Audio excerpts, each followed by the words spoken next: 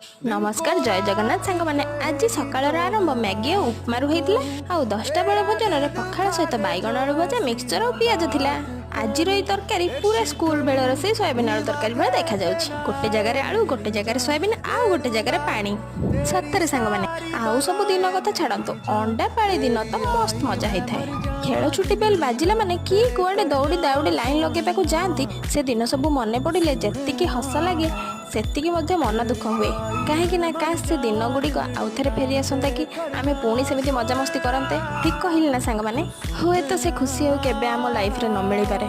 छोट बेले भाबुतले जल्दी जल्दी बड़ हो जाते कि हेले एबे भाबुचे आउ थे छोट हो जाते कि ओहो छाड़ନ୍ତୁ एसबू कथा तो हो पारिबनी कि संभव नुहे खाली मन पकई दुख करबा कथा आउ एते कथा हवा भितर आमर एठी रेडी होलानी पानिया पानिया सोयाबीन आलू तरकारी। आमे चैनल खाइबा पई आपण माने चैनल को सब्सक्राइब करंतु शेयर करंतु लाइक करंतु धन्यवाद।